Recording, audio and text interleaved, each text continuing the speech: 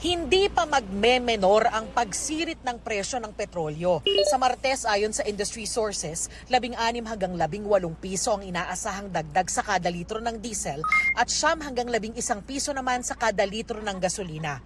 Kaya posible raw lumagpas sa 120 pesos o higit pa ang kada litro ng diesel sa ilang gasolinahan. Sa ngayon talaga ma'am, talagang wala nang kinikita.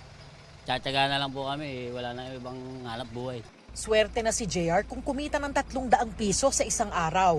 Ang tricycle driver na si John Michael, halos 24 oras kung pumasada para umabot sa 500 piso ang iuuwi niya sa pamilya. Para po kumita Pagka hindi ka sasagad, wala pong kikitain. Sabi nga ng jeepney driver na si Ray, mabuti sana kung may tumutulong sa kanila. Sa ngayon ang hirap, masahol pa sa pandemic ngayon. Kaya nagkasa ng transport holiday bukas ang ACTO, Alliance of Concerned Transport Organization at iba pa nilang kasama.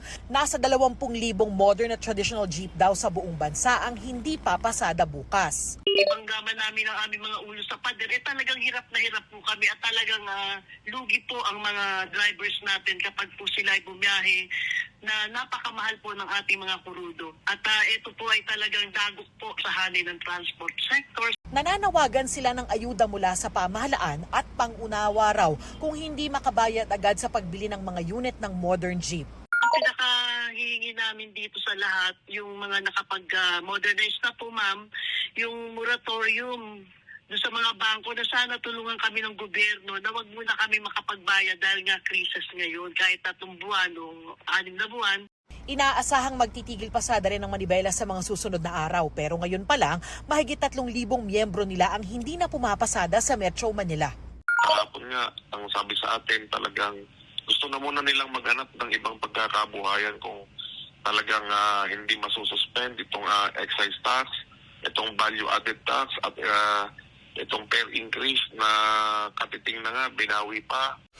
Tigil pasada rin bukas ang nasa halos 2,000 miyembro ng Western Visayas Alliance of Transport Cooperatives and Corporations Incorporated.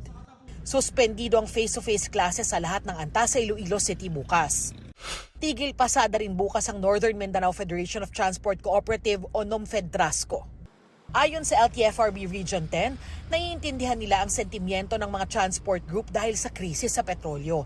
Pero hindi raw dapat mabalda ang sektor ng transportasyon kaya nakikipag-ugnayan na sila sa mga LGU at mga pribadong kumpanya na maaaring tumulong para may masakyan ang mga pasahero. Sisimula na ngayong linggo ng DSWD ang pamimigay ng ayuda sa mga jeepney at TNVS driver at mga motor taxi at delivery riders. Across the board, tig pa 5,000 pesos. May round 2, round 3, depending yan sa mga mangyayari na event sa mga darating na araw. Magsisimula tayo magbigay ng cash relief assistance sa TNVS driver sa Tuesday, March 24. Sa public utility jeeps sa Wednesday, March 25. Sa lahat ng delivery services sa Thursday at Friday, March 26 and 27. And then para sa motorcycle taxi, Saturday, March 28.